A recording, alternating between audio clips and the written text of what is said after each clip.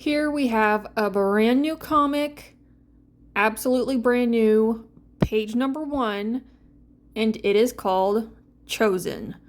So, this is actually a secondary Dragon Riders story of mine. I do already have one called Riders. I have 2 pages out so far of it, but this is just a new one I came up with, and I just still wanted to do it, so I was like, why not? It's a little bit of a different take from my original one I have, so that way it's slightly different. Some of the characters are the same. I actually reuse a lot of the characters in all of my stories. I'm like, why not? I already created them. Let's just use them. You know, I guess different universes or different worlds or whatever you want to, however you want to put it. So this one, you have some people like our main character here who are, I guess, like scavengers, I suppose. So they're kind of going into like creatures' caves, which we'll see here in a few minutes. And they have to collect like these artifacts that they're told to get. So the Dragon Riders are the ones in charge, but the problem is that they're actually corrupted. So they're just not how you think. They're not heroes, if you will, type of situation. But the way you become a Dragon Rider is you have to be like a legacy rider, pretty much. Like your family, like you have to have it in your blood. You have to be like one of the, you're like part of the families who are like the original riders for a dragon to even consider you. That's just kind of how I have it set up. So it's almost like just royalty, pretty much. So she's not a rider, at least not at the time. She's a scavenger, so she later on she will become a rider, I'll say that. But for the time being, no. So for this one, I just kind of have, it's a very simple page, a lot more simpler than what I'd normally do. So we just have her running through the cave, pretty much just showing like a bit of the cave and just having her run through it right now, being chased, is what this whole setup was. So nothing super crazy going on. And I just want to show some of the creatures that we have right now, which you can kind of see here. They're like a mix. I just want to do like a mix between raptors and I guess like either hedgehogs or porcupines, whichever one you want. So that's why I kind of gave them like the bigger heads and the feet. They have like smaller, more compact bodies, so that way they can get through the cave system and everything. And they also only have 2 claws on their hands. So they have like one bigger outer claw. Was it in an inner claw? Hold on. I already forget. What is this? Okay, so they have one big inner claw and then a little bit of a smaller outer claw. I guess in a way for almost like digging because they live in the caves. Like that's where their home is. So what I'm doing here with these colors was for this, I was like, let me make this a little interesting. So I have the caves almost glowing, or at least that's what I was trying to do, like with this green here. This is a white of some kind. What is this? A gray. A cool shadow is what this is called. It's a Copic marker.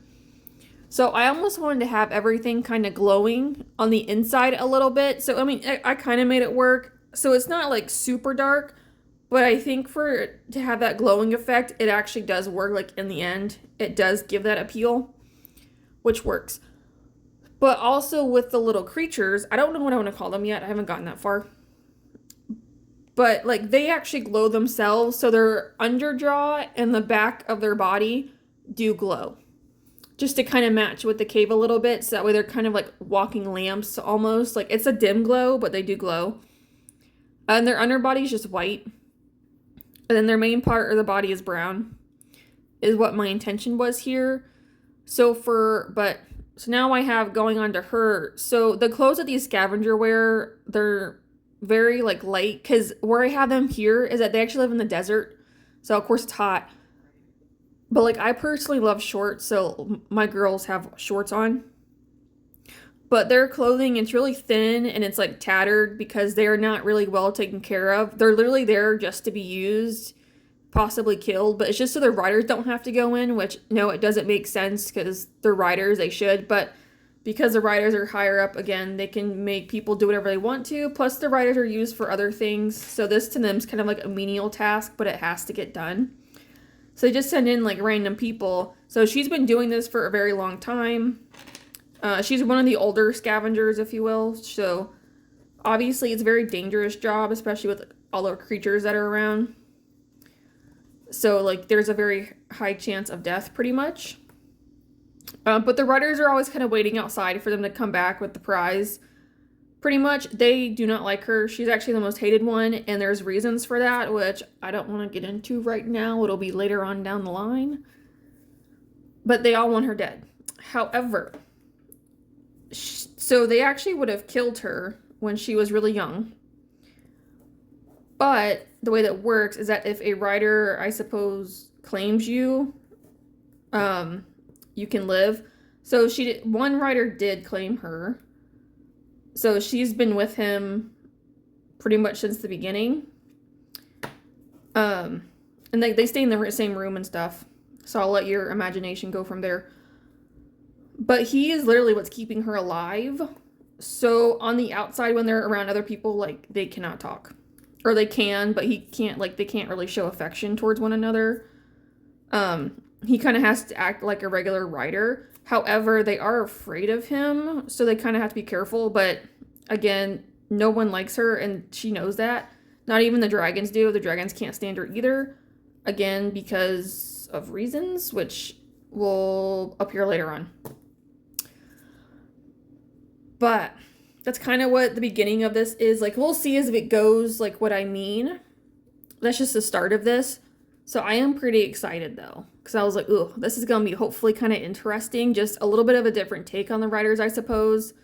I know if you've read Aragon, then you know that, like, Gabatorix was a bad writer. Well, all of them here are corrected, not just one. Like, all of them are. So she kind of has to fix that in a way. But I just thought it would be kind of fun just to have a few different elements mixing in. Obviously, there's, like, different cities and different areas. But just where she is specifically, it's pretty much the desert. So you have, like, a lot of, like, desert-dwelling animals and just a lot of, like, rocky cave systems and all this stuff where anything could be hiding.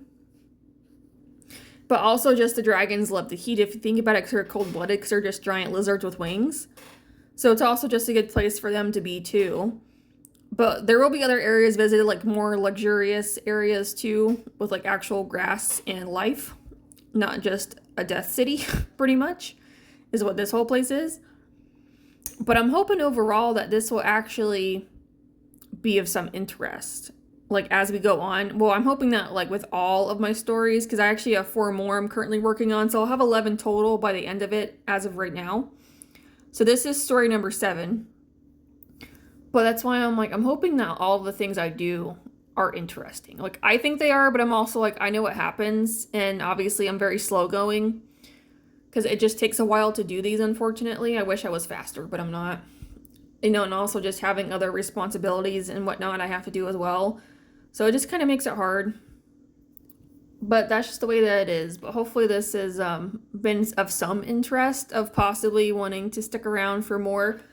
It'll be a while before I get back to this. But again, I have other stories to keep you entertained and other drawings as well.